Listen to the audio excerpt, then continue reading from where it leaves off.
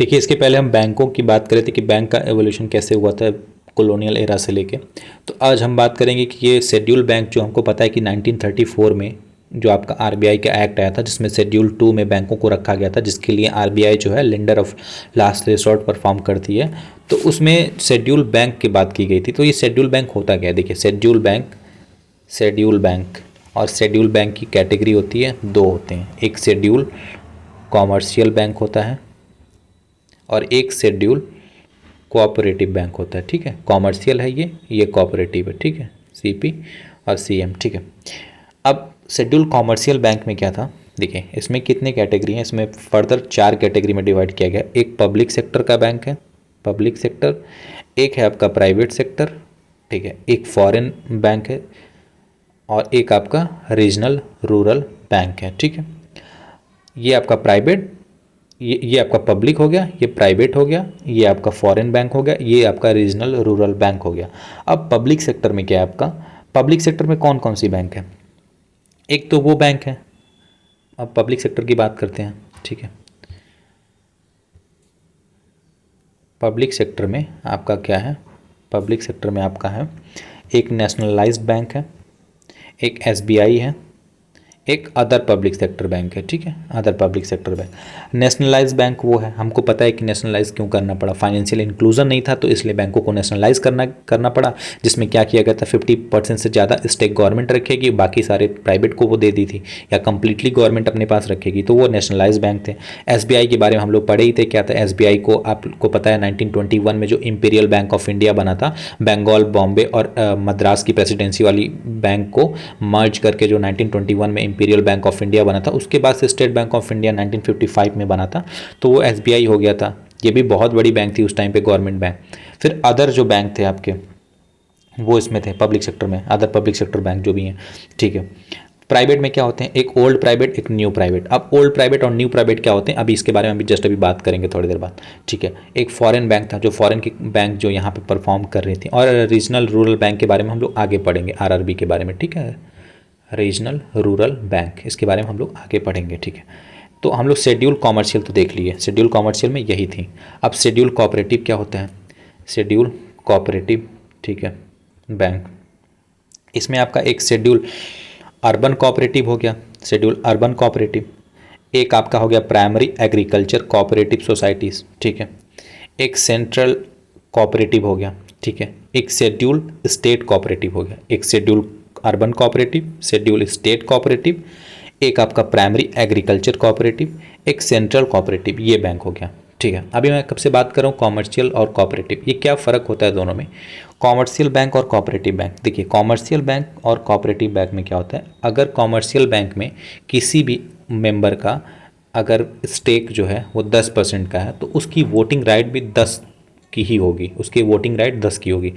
लेकिन अगर cooperative bank है और उस आदमी का, एक आदमी का 10% है, एक आदमी का 50% है, तो चाहे वो एक आदमी का 10% या 50% हो, इरिस्पेक्टिव ऑफ इनके कितने परसेंटेज हैं, सबकी वोटिंग राइट जो है वो इक्वल होगी। मतलब अगर 1%, अगर 10% वाले का एक अगर वोटिंग राइट 10% वाले का होगा, तो एक ही वोटिंग राइट जो है वो आपका 50% वाले का भी होगा, यही डिफरेंस होता है। बट कॉमर्शियल में क्या होता है, अगर आपका 5% का स्टेक है तो आपका 5 वोटिंग राइट होगा। ठीक है, ये होता है फ़र्क दोनों में। ठीक, अब हम बात कर रहे थे कि ओल्ड प्राइवेट बैंक और न्यू प्राइवेट बैंक क्या है। देखिए, ओल्ड प्राइवेट बैंक वो बैंक होती हैं, जब नेशनलाइजेशन हो रहा था, जो हम लोग पढ़े थे प्रोसेस, तो उस टाइम पे ये बैंकों को नेशनलाइज नहीं किया गया था, क्योंकि इनकी साइज़ उस टाइम पे इतनी छोटी थी, तो नहीं किया गया था उस टाइम पे। बाद में इनको क्या था, ये पहले कंपनी एक्ट के अंदर में थे। ठीक है, कंपनी एक्ट के अंदर में थे, जैसे हम लोग को पता है एनबीएफसी के बारे में आगे पढ़ेंगे, वो कंपनी एक्ट के अंदर में आता है, तो ये भी एक कंपनी एक्ट के अंदर में थे। बाद में इनको क्या किया गया था, बैंकिंग लाइसेंस दिया गया था इनको, बैंकिंग रिफॉर्म के बाद से 1949 में जो बैंकिंग रेगुलेशन आया था, उसके बाद से जब वही बैंकिंग रिफॉर्म था, तो उसमें क्या हुआ था, इनको लाइसेंसिंग दी गई थी। तो अब ये क्या हुआ था, ये बैंक का लाइसेंस पा गए थे। और ऐसे अभी क्या है, करेंटली आपके 12 ओल्ड प्राइवेट बैंक हैं। ठीक है, ये चीज़ें।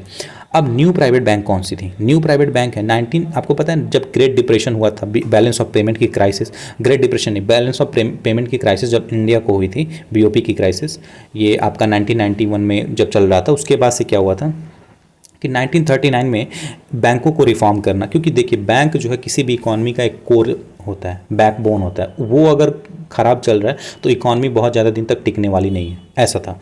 तो इस वजह से क्या हुआ था, जो पहली नरसिम्हन कमेटी बनी थी, फर्स्ट नरसिम्हन कमेटी जो बनी थी, उसमें क्या हुआ था, उसने अपनी रिपोर्ट दी 1991 में, और उसके बाद से 1993 में जो है बैंकों को लाइसेंस दिया गया। और वो कौन सी बैंकिंग थी, पहला राउंड ऑफ लाइसेंस है ये फर्स्ट नरसिम्हन कमेटी जो है 1991 में बनी थी, जो अपनी रिपोर्ट दी थी, फिर 1993 में जो है ये बैंकों को लाइसेंस मिला था। और पहली बार मतलब पहले राउंड में कौन कौन से बैंक थे, जैसे एक्सिस बैंक हो गए, axis bank, development credit bank, HDFC हो गया, ICICI बैंक हो गया, इंडसइंड बैंक हो गया, इडबी बैंक हो गया। तो ये जितनी भी बैंकें थी इनको लाइसेंस दी गई। उसके बाद से सेकेंड राउंड ऑफ लाइसेंसिंग का स्टार्ट हुआ था प्रोसेस, वो नरसिम्हन कमेटी सेकेंड बना था, नरसिम्हन कमेटी जो था वो सेकेंड बना था। ये बना था आपका 1998 में।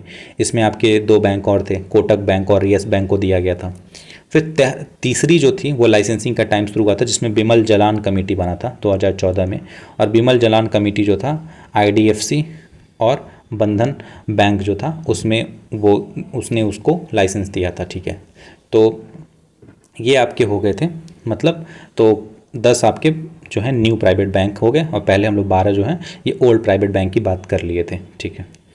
अब उसके बाद से देखिए बहुत सारे रिफॉर्म आए थे बैंकों के पेड अप कैपिटल के बारे में। पेड अप कैपिटल वो होता है कि जो बैंकों को खोलने के लिए जो कैपिटल की ज़रूरत होती है, वो पेड अप कैपिटल मतलब एक बैंक को चलाने के लिए जो पहली सी कंपनी जो है उसका, उस कंपनी में जो उसका शेयर वो उसका पेड अप कैपिटल होता है किसी बैंकों को खोलने के लिए। जैसे कि ठीक है, ये बात करेंगे हम कैसे होता है कि जैसे मान लीजिए आपका पेड अप कैपिटल पहले जो था वो आपका 200 करोड़ किया गया था 2001 में, ठीक है। 1998 की जो कमेटी थी उसके रिकमेंडेशन से, बिमल जलान की कमेटी थी, ठीक है। इसके बाद से ये किया गया, उसके बाद से इसको बढ़ा के 500 करोड़ किया गया था, ठीक है। और बाद में इसको बाद में एक और ये 500 करोड़ आपका 2010 में हुआ था, ठीक है, 2010 में हुआ था। और 40% आपकी वोटिंग कैपिटल राइट, वो हम लोग आगे एक बार डिस्कस करेंगे, वो NOFHC क्या होता है उसके बारे में हम लोग बात करेंगे आगे, ठीक है। वो non operating financial holding company जो होती हैं उनका, उसमें आपका 40% शेयर होना चाहिए एक बैंक को खोलने के लिए, और 500 करोड़ का कैपिटल होना चाहिए, 2000 पेडअप कैपिटल होना चाहिए। 2010 में आया था रिफॉर्म, ठीक है। 2010 के बाद से 2016 में आया था कि 10 साल का बैंकिंग एक्सपीरियंस होना चाहिए। ऑन टैप लाइसेंसिंग 2019 में लेके आया गया था। तो ऑन टैप में क्या होता है कि आपको बैंकिंग लाइसेंस लेने में बहुत ज़्यादा दिक्कतें नहीं आएंगी, ऑन टैप आपको लाइसेंस मिल जाएगा अगर आपका वो क्या बोलते हैं कि 10 साल का एक्सपीरियंस होगा और आपका पेड अप कैपिटल 500 करोड़ वाला होगा। तो ये चीज़ें थी, मतलब ठीक है। उसके बाद से ये कुछ दिन तक चला, उतना हम लोग इसमें डेप्थ में नहीं जाना, बस थोड़ा सा अगर रिफॉर्म पूछे तो हम थोड़ा बहुत दिखा सकते हैं इसमें मेंस में, बट एक कॉन्सेप्ट अपने अंदर दिमाग में रखना कि कैसे क्यों ज़रूरत पड़ी थी, पैसे क्यों बढ़ाना पड़ा पेड अप कैपिटल, क्योंकि बैंक जो थी उस टाइम पे एक ऐसी कंडीशन थी कि कोई भी बैंक के पास वो उतने इनफ अमाउंट नहीं थे कि वो इकॉनमी को चला सके, इस वजह से। अब देखिए कुछ बैंक ऐसी होती हैं जो किसी भी इकॉनमी की एकदम बैकबोन होती है, जिसका अगर लॉस जाता है तो इकॉनमी पूरी तरह से टूट जाएगी। तो कुछ बैंकों को गवर्नमेंट एश्योर करती है, इनको बोलते हैं too big to fail bank, too big to fail bank, too big to fail bank. ये बैंक क्या होता था, ये इकॉनमी, इसमें क्या होता है, अब too big to fail bank होती कौन है, जिनको बोलते हैं डोमेस्टिक सिस्टमैटिकली इम्पॉर्टेंट बैंक, ठीक है, DSIB, domestic systematically important bank, ठीक है। अब ये बैंक क्या, इन बैंक को कैसे पता चलेगा कि ये बैंक वही है, देखिए इनका साइज़ ऑफ एसेट जो होगा, पूरे बैंक का जो एसेट होता है जो इनका साइज़ होगा वो 2% से ज़्यादा होगा GDP का। जैसे इंडिया की GDP जितनी भी होगी उस GDP का 2% से ज़्यादा इनका एसेट होगा, टोटल एसेट। फिर उसके बाद से इनका जो मतलब ये एक इम्पॉर्टेंस, जैसे कि मान लीजिए क्या होता है, इनके कॉम्प्लेक्सिटी को देख के कि ये बैंक कितना परफॉर्म कर रही है, प्लस पीपल कितने इंगेज हैं इस बैंक को, ये सब जो क्राइटेरिया होता है उसको देख के किसी बैंक को DSIB डिक्लेयर किया जाता है। अगर हम अभी हम इसमें पूरा बात करेंगे कि DSIB डिक्लेयर क्यों किया जाता है, कि कौन से बैंक हैं जो DSIB के अंदर में आते हैं, लेकिन हम अभी यहाँ पे बता दे रहा हूँ कि यहाँ पे कौन कौन से बैंक हैं जो DSIB डिक्लेयर हुए थे। तो बैंकों में आपके 3 बैंक ऐसे हैं जो DSIB के अंदर में आते हैं।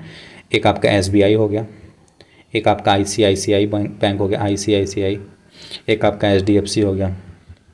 अब देखिए SBI जो है बहुत इंपॉर्टेंट बैंक है, ये बकेट 3 में रखा गया है, और ICICI और HDFC जो है ये बकेट 1 में है, ठीक है।